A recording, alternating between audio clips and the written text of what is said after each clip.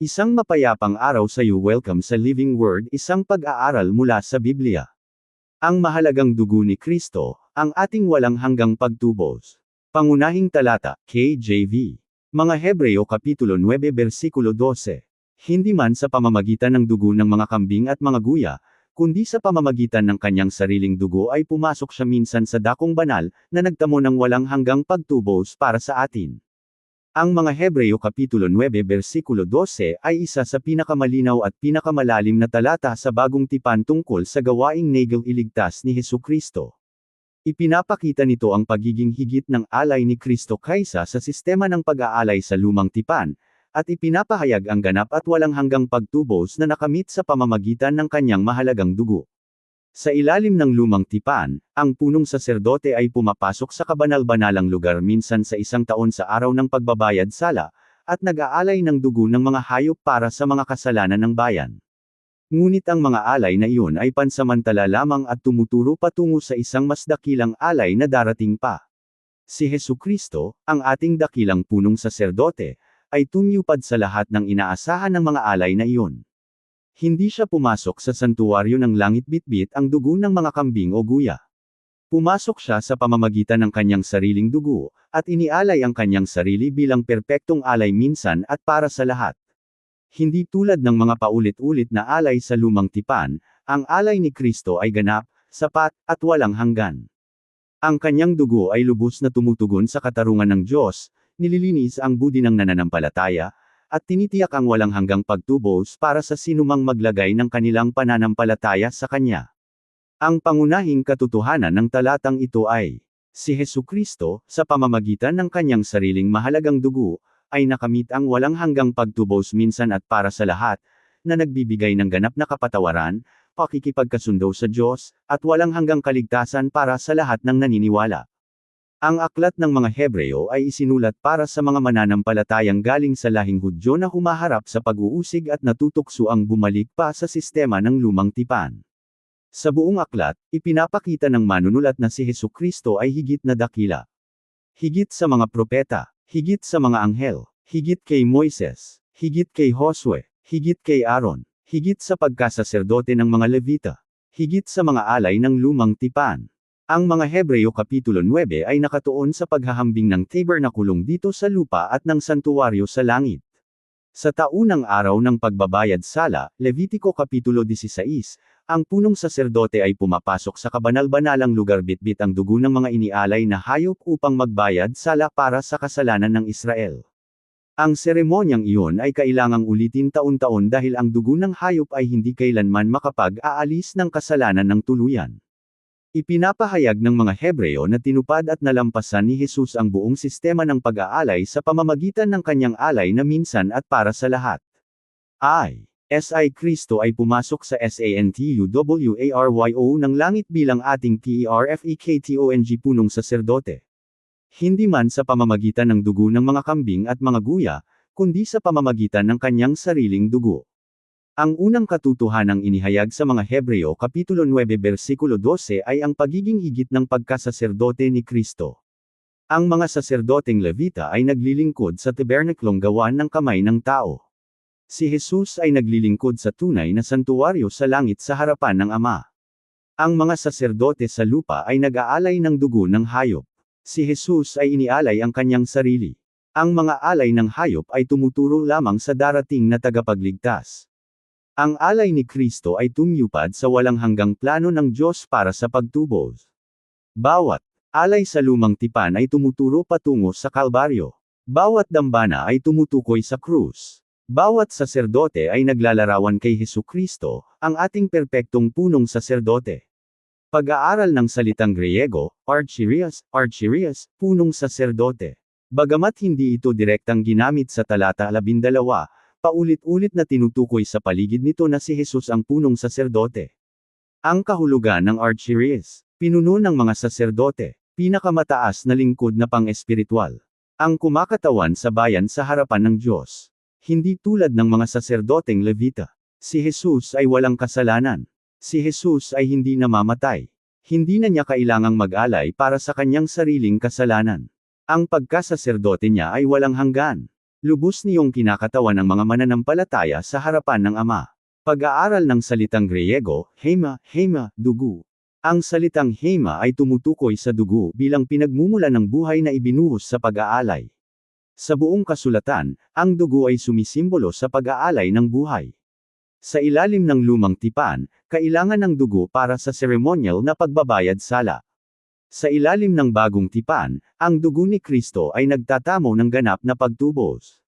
Ang dugo niya ay walang kapantay na halaga dahil ito ay dugo ng anak ng Diyos na walang kasalanan. Ang buong sistema ng pag-aalay sa lumang tipan ay itinakda ng Diyos upang tumuro patungo kay Hesukristo. Ang dugo ng hayop ay nakapagtatakip lamang ng kasalanan pansamantala, ngunit hindi makapag-aalis ng sala ng tuluyan. Tinupad ni Kristo ang lahat ng kahingian ng banal na batas ng Diyos. Ang kanyang alay ay lubos na tumugon sa katarungan ng Diyos. Dahil ang kanyang inialay ay perpekto, hindi na ito kailangang ulitin pa.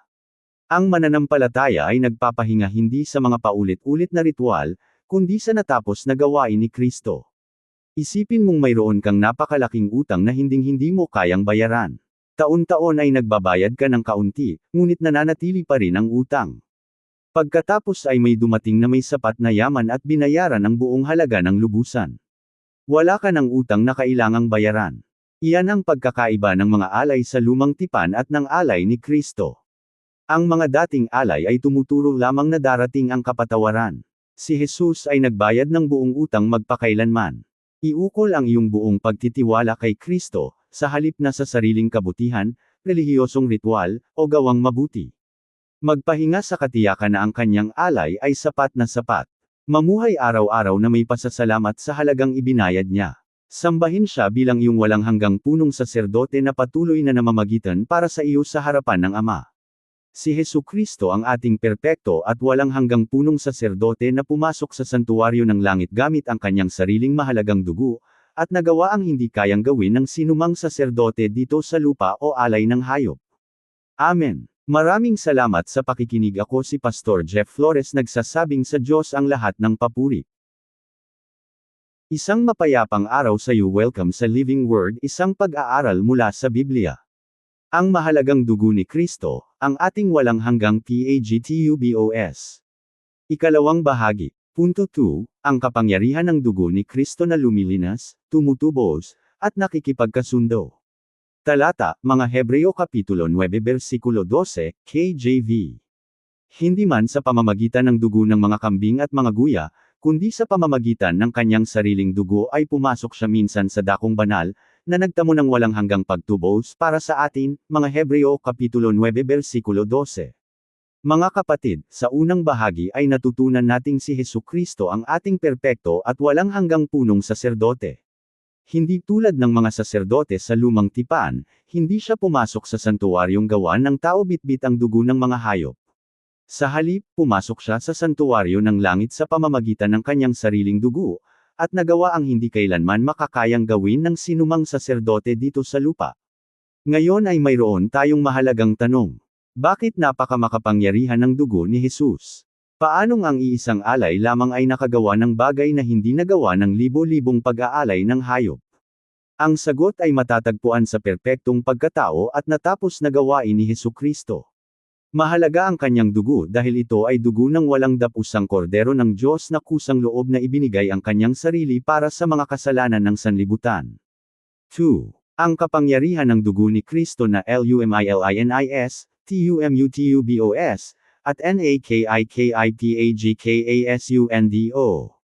Sa buong kasulatan, ang dugo ay sumisimbolo sa buhay na ibinuhos bilang pag-aalay. Mula sa halamanan ng Eden, kung saan binalutan ng Diyos si Adan at Eva ng balat ng hayop, hanggang sa kordero ng Paskwa sa Ehipto, at sa mga alay na inihandog sa tabernakulo at templo, ang pagbuhos ng dugo ay patungo sa iisang dakilang alay.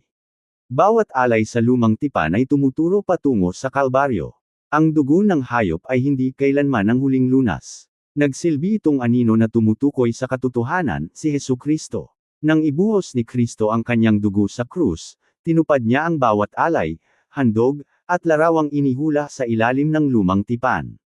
Pag-aaral ng salitang Griego, hema, dugo. Ang salitang Griegong hema ay nangangahulugang dugo, ngunit sa kasulatan ay may malalim itong kahulugang teolohikal. Ito ay tumutukoy sa buhay na ibinigay bilang pag-aalay, pagbabayad sala para sa kasalanan, pagpapatibay ng tipan, paglilinis mula sa sala at pagkakasala, pagtubo sa pamamagitan ng pagpapalit. Ang dugo ni Kristo ay walang katapusang halaga dahil ito ay pag-aari ng anak ng Diyos na walang kasalanan. Hindi tulad ng dugo ng hayop na sumisimbolo lamang, ang dugo ni Kristo ay tunay na nakamit ang pagtubos. Ang kanyang alay ay lubos na tumugon sa matuwid na katarungan ng Diyos. Wala nang kailangang idagdag o ulitin pa dahil ang kanyang gawain ay ganap na. Pag-aaral ng salitang Griego, lytrosis, litrosis, pagtubos. Ang salitang isinalin bilang pagtubos ay litrosis. Ito ay nangangahulugang pagpapalaya kapalit ng pantubos, pagliligtas mula sa pagkaalipin, kalayaang binili sa pamamagitan ng halaga. Sa sinaunang panahon, ang mga alipin ay napapalaya kapag may nagbayad ng itinakdang pantubos. Sa espiritual na aspeto, ang sangkatauhan ay alipin ng kasalanan, sala, at kamatayan. Nagbayad si Jesus ng pantubos, hindi pilak o ginto, kundi ang kanyang sariling mahalagang dugo. Sa pamamagitan niya, ang mga mananampalataya ay napapalaya mula sa parusa, kapangyarihan, at sa huli ay mula na rin sa presensya ng kasalanan. Ang pagtubos na ito ay hindi pansamantala kundi walang hanggan. Ang katuparan ng araw ng pagbabayad sala. Ang mga Hebreo Kapitulo 9 ay hango ng malaki sa Levitiko Kapitulo 16, ang araw ng pagbabayad sala. Minsan sa isang taon, ang punong saserdote ay pumapasok sa kabanal-banalang lugar bitbit ang dugo ng inialay upang magbayad sala para sa kasalanan ng Israel. Ang seryosong seremonyang ito ay nagpapaalala sa bayan ng Diyos na ang kasalanan ay seryoso at ang kapatawaran ay nangangailangan ng pag-aalay. Ngunit ipinakita rin ito ang kahinaan ng lumang tipan. Kailangang ulitin ang mga alay taon-taon dahil hindi nito kayang alisin ang kasalanan ng tuluyan. Tinupad ni Jesus ang inaasahan ng araw ng pagbabayad sala. Pumasok siya sa tunay na santuaryo sa langit minsan at para sa lahat. Ang kanyang alay ay hindi na kailangang ulitin pa dahil ang kanyang pagbabayad sala ay ganap, perpekto, at walang hanggan. Ang katuparan ng kordero ng Paskuwa. Ang dugo ni Kristo ay tumutupad din sa kahulugan ng Paskwa. Noong ang Israel ay alipin sa Ehipto, inutusan ng Diyos ang bawat sambahayan na mag-alay ng walang dapusang kordero at ipahid ang dugo nito sa mga haligi ng pintuan. Nang dumaan ang anghel ng paghuhukom, ang mga bahay na natakpan ng dugo ay hindi hinahagupit. Ang pangyayaring iyon ay tumuturo kay Jesus. Siya ang tunay na kordero ng Paskwa. Ang sinumang natatakpan ng kanyang dugo ay naliligtas mula sa matuwid na paghuhukom ng Diyos at tumatanggap ng buhay na walang hanggan. Ang dugong dating nakapahid sa kahoy na pintuan ay natupad na sa dugong ibinuhos sa kahoy na krus. Ang pagbabayad sala bilang kapalit. Sa puso ng mga Hebreo Kapitulo 9 versikulo 12 ay ang aral tungkol sa pagbabayad sala bilang kapalit. Hindi lamang namatay si Jesus bilang halimbawa ng pag-ibig. Namatay siya para sa atin. Pinalitan niya tayo. Tinanggap niya ang parusang dapat sana ay sa atin. Ang puot ng Diyos laban sa kasalanan ay damapo sa kanya upang ang awa at habag ay maibigay sa atin. Sa pamamagitan ng kanyang kamatayan, natugunan ang katarungan ng Diyos. Napanatili ang kabanalan ng Diyos. Naipakita ang pag-ibig ng Diyos. Naibahagi ang biyaya ng Diyos. Ipinapakita ng krus kung gaano kaseryoso ang kasalanan at kung gaano kalaki ang pag-ibig ng Diyos. Walang kaligtasan kung wala ang dugong nagbabayad sala ni Kristo. Ang paglilinis ng konsensya.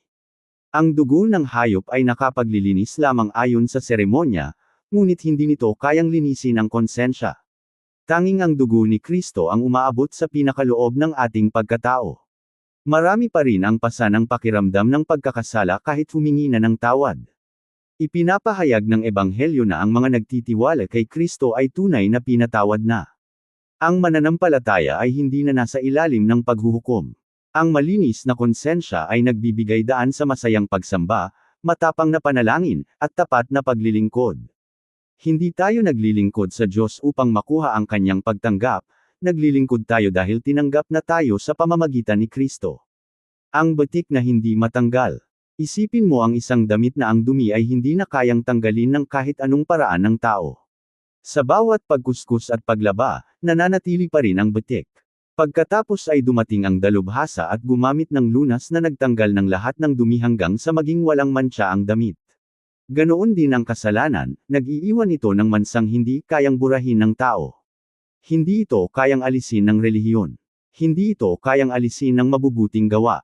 Tanging ang dugo ni Hesukristo ang makapaglilinis ng lubusan. Ang hindi kayang gawin ng tao, nagawa na ni Kristo sa kanyang alay. Ang bilanggo na tinubos. Isipin mo ang isang bilanggo na hinatulan at wala ng pag-asang makalaya pa. Pagkatapos ay may lumapit na walang sala, binayaran ang buong halaga ng parusa, at siniguro ang kanyang paglaya. Lumaya ang bilanggo, hindi dahil sa sarili niyang kabutihan kundi dahil may ibang nagbayad para sa kanya. Iyan ang pagtubos. Binayaran ni Jesus ang pantubos na hindi natin kayang bayaran. Pinutol niya ang tanikala ng kasalanan at binuksan ang pinto sa buhay na walang hanggan. Para sa bawat mananampalataya, magpahinga ng may katiyakan sa natapos na gawain ni Kristo. Huwag hayaang ang nakaraang pagkakasala ang magtakda kung sino ka ngayon. Ipagkumpisal ang iyong mga kasalanan, magtiwala sa mga pangako ng Diyos, at mamuhay sa kalayaang binili ng dugo ni Jesus. Hayaan ang pasasalamat sa kanyang alay ang magtulak sa iyo na mamuhay ng banal at sumunod ng tapat. Para sa mga pamilya, ituro sa inyong mga anak ang kahulugan ng alay ni Kristo. Sabay-sabay na basahin ang kwento ng Pasko, araw ng pagbabayad sala, at pagpapako sa krus. Ipaliwanag sa bawat miyembro ng pamilya na ang kapatawaran ay posible lamang sa pamamagitan ni Hesukristo. Punuin ang inyong tahanan ng pasasalamat sa biyayang nagtutubos ng Diyos. Para sa mga kabataan, maraming ibinibigay na huwad na lunas ang mundo para sa pagkakasala at kalungkutan. Tanging si Jesus ang tunay na nakapaglilinis ng puso. Itatag ang iyong pagkakakilanlan sa kanyang natapos na gawain at hindi sa sinasabi ng iba. Tandaan na binili ka sa napakataas na halaga. Para ngalan ng Diyos sa iyong katawan, isip, at buhay. Para sa mga pinuno ng simbahan, panatilihing sentro ang mensahe ng krus sa bawat gawain ng simbahan. Ipaalam si Kristong ipinako at muling nabuhay. Ituro sa mga mananampalataya na magtiwala na sapat na ang kanyang alay. Akayin ang simbahan na sumamba ng may paggalang at pasasalamat, alalang ang lahat ng pagpapalang espiritual ay nagmumula sa dugong nagtutubos ni Hesukristo. Mga kapatid, huwag nating moalan ng halaga ang krus. Ang dugong damaloy sa Kalbaryo ay hindi karaniwang dugo. Ito ang mahalagang dugo ng walang dapusang kordero ng Diyos. Ang dugong iyon ay patuloy na nagsasalita ng awa. Patuloy na nagpapahayag ng kapatawaran. Patuloy na nagkakasundo sa mga makasalanan patungo sa banal na Diyos. Patuloy na nagbibigay asa sa mga nawawalan na ng pag-asa. Kung tinubos ka na ng dugo ni Kristo, mamuhay ka araw-araw na may masayang pasasalamat. Maglingkod ka ng tapat. Sambahin mo siya ng buong puso. Ihayag mo siya ng matapang. Ang krus ay hindi lamang simula ng ating pananampalataya, ito ang nananatiling pundasyon ng ating pag-asa. Maraming salamat sa pakikinig. Ako si Pastor Jeff Flores, nagsasabing sa Diyos ang lahat ng papuri. Isang mapayapang araw sa iyo. Welcome sa Living Word, isang pag-aaral mula sa Biblia. Ang mahalagang dugo ni Kristo, ang ating walang hanggang pagtubos. Punto 3, ang walang hanggang pagtubos na siniguro ni Kristo at ang katiyakan ng kaligtasan ng mananampalataya. Talata, mga Hebreo Kapitulo 9 versikulo 12, KJV.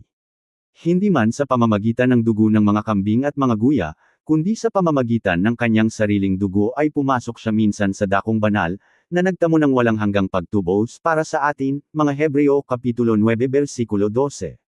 Mga kapatid, sa buong mensaheng ito ay namangha tayo sa natapos na gawain ni Hesukristo.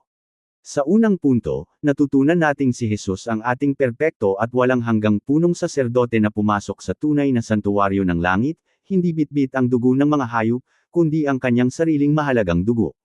Sa ikalawang punto, natuklasan nating ang kanyang dugo ay lumilinis sa konsensyang may sala, tumutubos sa mga makasalanan mula sa pagkaalipin, nakikipagkasundo sa atin sa Diyos, at tumutupad sa bawat alay at anino ng mga bagay sa lumang tipan. Ngayon ay dumarating na tayo sa maluwalhating kasukdulan ng mga Hebreo Kapitulo 9 versikulo 12. Ipinapahayag ng manunulat na si Kristo ay, nagtamo ng walang hanggang pagtubos para sa atin. Ang iisang pariralang iyon ay pumupuno sa puso ng mananampalataya ng katiyakan, pag-asa, at pagsamba. Ang ating kaligtasan ay hindi pansamantala. Hindi ito walang kasiguraduhan. Hindi ito nakadepende sa mga paulit-ulit na pag-aalay. Ito ay lubos na nakasalalay sa minsan at para sa lahat na alay ni Hesukristo.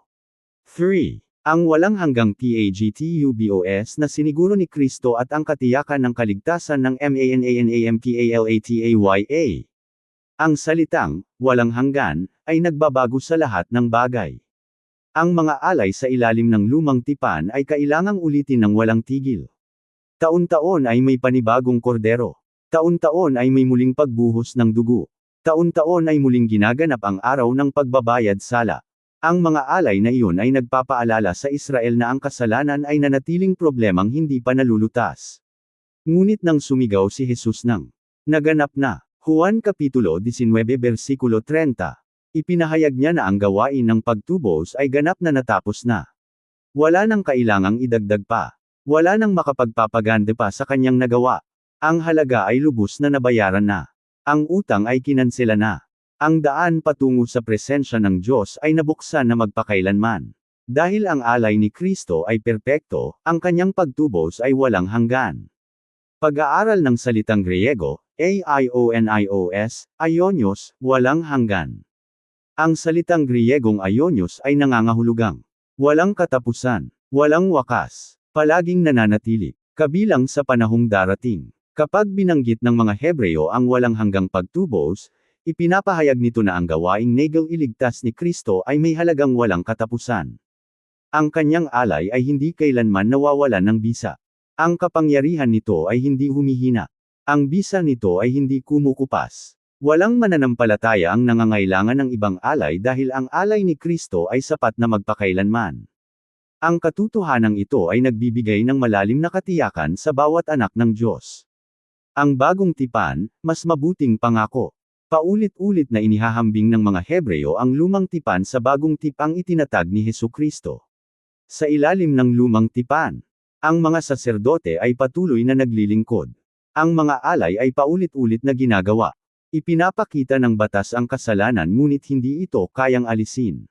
Ang tabing ay humahadlang sa paglapit sa presensya ng Diyos. Sa ilalim ng bagong tipan, si Kristo ang walang hanggang punong saserdote. Ang kanyang alay ay inialay minsan at para sa lahat. Ang mga kasalanan ay ganap na pinapatawad. Ang mananampalataya ay may malayang paglapit sa Diyos sa pamamagitan ni Kristo. Ang banal na espiritu ay nananahan sa bawat mananampalataya at isinusulat ang batas ng Diyos sa puso. Ang bagong tipan ay nakatayo sa mas mabubuting pangako dahil ito ay itinatag sa pamamagitan ng natapos na gawain ng anak ng Diyos. Ang katiyakan ng MANANAMPALATAYA sa harapan ng Diyos. Dahil ang kaligtasan ay nakasalalay kay Kristo at hindi sa pagsisikap ng tao, ang mga mananampalataya ay maaaring magkaroon ng katiyakan sa harapan ng Diyos. Ang ating katiyakan ay hindi nakabatay sa ating nararamdaman, ating gawaing ginagawa, ating mga nakamit, ating mga relihiyosong ritual. Ang ating katiyakan ay lubos na nakasalalay kay Hesukristo. Kapag tiningnan ng Ama ang mga nasa kay Kristo, nakikita niya ang katwiran ng kanyang anak na ibinibigay sa kanila. Hindi ito nagtutulak sa atin na mamuhay ng walang pakialam. Sa halip, ito ay nagbibigay daan sa masunurang paglilingkod na puno ng pasasalamat. Ang mga tunay na nakauunawa sa Ebanghelyo ay nagnanais na parangalan ang siyang tumubos sa kanila. Ang panawagan sa buhay na banal. Ang biyayang naging iligtas ay siya ring nagbabago. Ang dugong nagpapatawad ay siya ring nagpapabanal. Ang mga tinubos ni Kristo ay tinatawag na mamuhay ng naiiba. Tayo'y nagsisikap na maging banal hindi upang kumita ng kaligtasan kundi dahil ibinigay na ito sa atin ng walang bayad.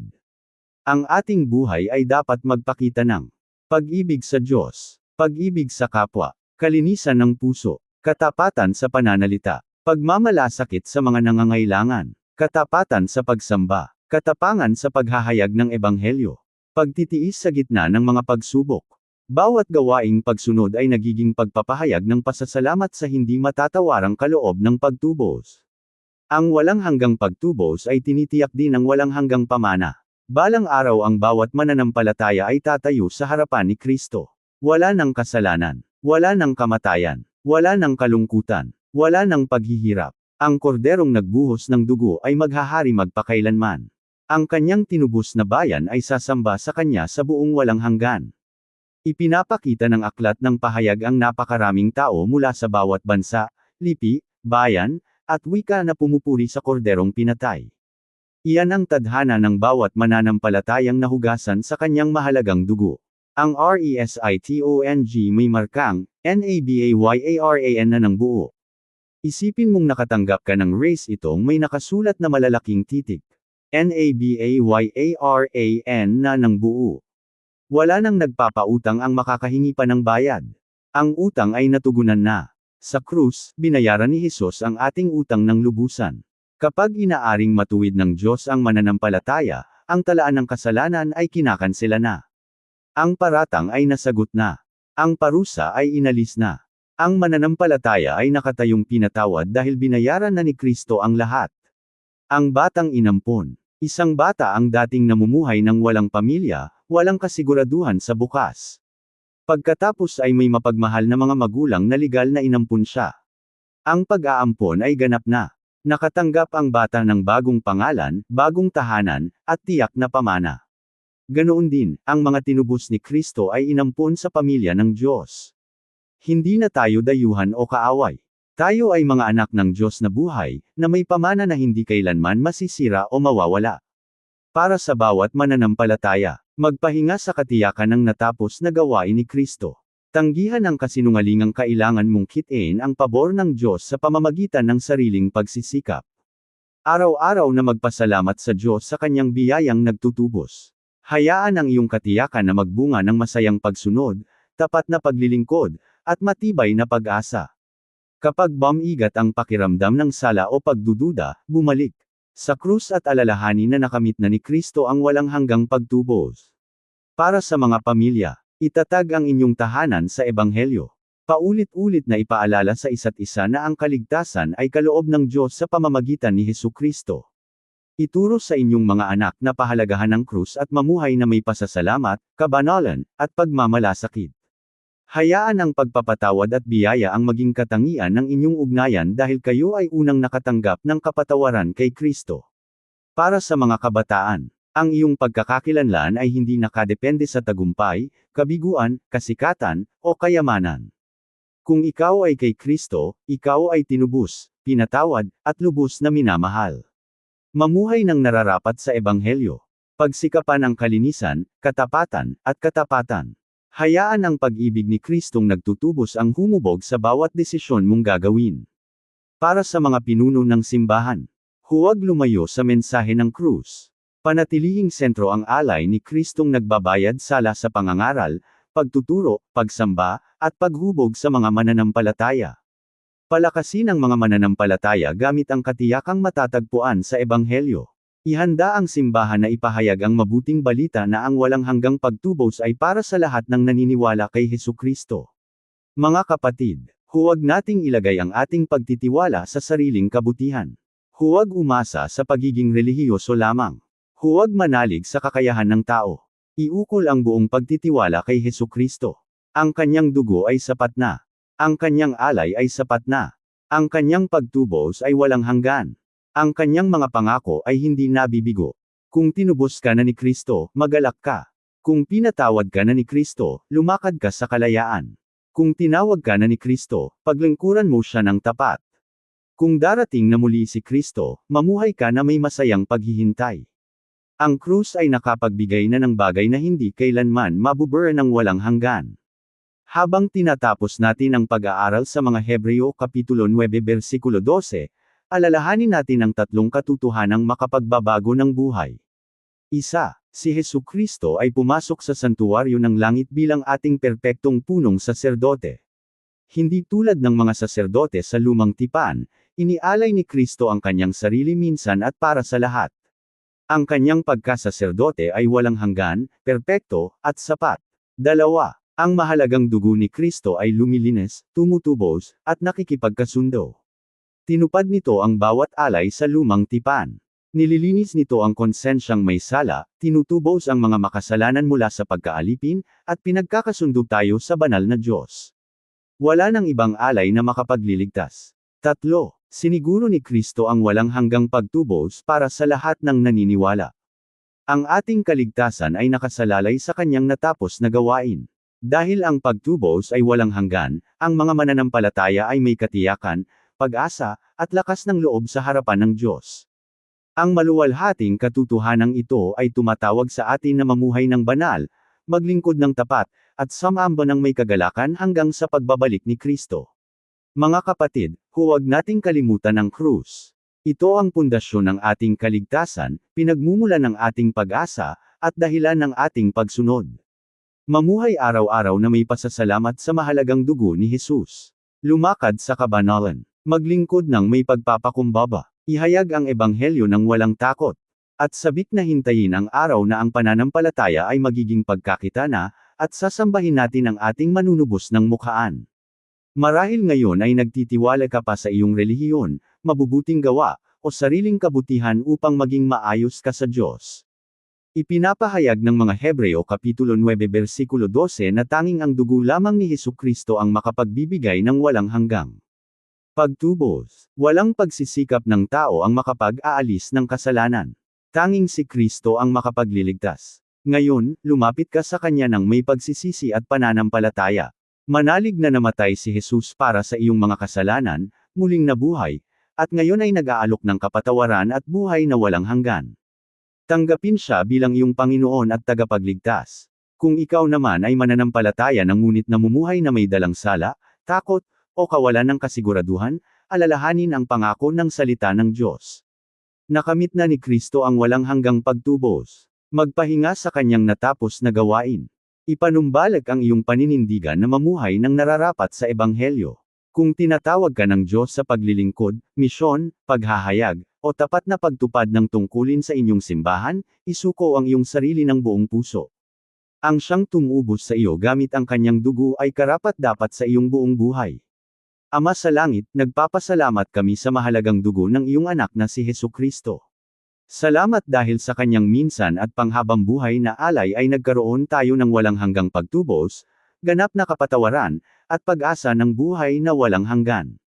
Pinupuri ka namin dahil ang aming kaligtasan ay hindi nakasalalay sa aming sariling pagsisikap kundi sa natapos na gawain ni Kristo. Tulungan kaming mamuhay ng may pusong mapagpasalamat, buhay na banal, at pananampalatayang hindi natitinag. Palakasin ka kami ng iyong banal na espiritu upang ipahayag ang ebanghelyo ng matapang at maglingkod sa iyo ng tapat hanggang sa araw na makita namin ang aming manunubos ng mukhaan. Ipinapanalangin din namin ang mga hindi pa nagtitiwala kay Kristo. Hatakin mo sila sa iyong sarili, kalooban mo sila ng pagsisisi at pananampalataya, at hayaan mong maranasan nila ang ligaya ng walang hanggang pagtubos.